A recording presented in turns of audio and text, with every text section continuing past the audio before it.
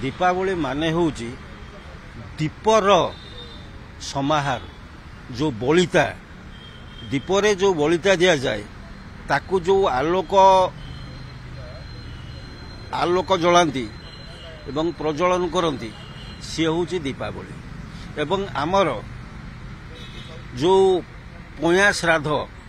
कि ताकू पिंपेई अमावास्या कहती पया अमावास्या कहती आउ से अनुसार आमर जो पितृपुरुष को आवाहन करती एवं ताको विदाय दियंती आमर वर्षर सबुठारु अंधकारमय रात्रि से ही दिन ही होता है तेणु जेते अंधकार गुड़ रहिबो पितृपुरुष माने कि प्रेतात्मा माने अधिक सक्रिय होई थांती तेणु से ही दिन पितृपुरुष को आमे माने आमर परंपरा अनुजाई आमर हिंदू माने आमर परंपरा अनुजाई आमे डाकी था कौन बड़ बड़ुआ हो अंधारे रे आइथिलो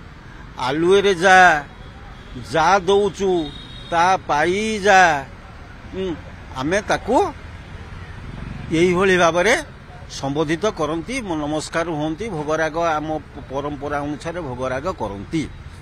सेठी दीपावली रे शब्दर आवश्यकता नुहे जदि एबे पिला माने टिके खुशी होवा पाए सब करूचंती जो गाइडलाइन टा करिसंती 9 तारिख नहीं 9टा परे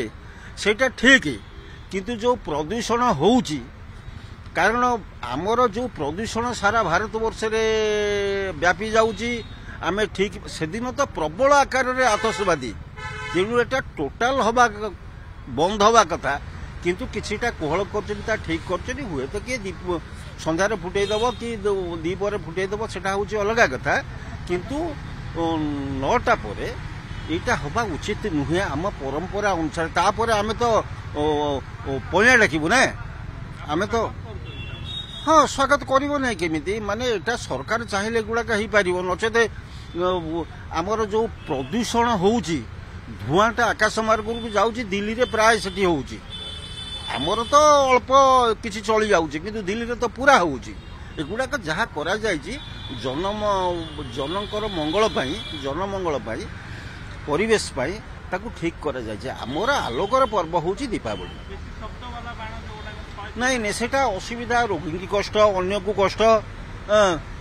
कष्ट ता छड़ा से समय जी सब पया श्राद्ध डाकुथिबे अधिका समय जदि करा जाए से तांको ढोढा है कि कान पंथ कि चमकी पड़ुथबो कौन करथबो ए सबटा करा जायछि मु स्वागत करूची।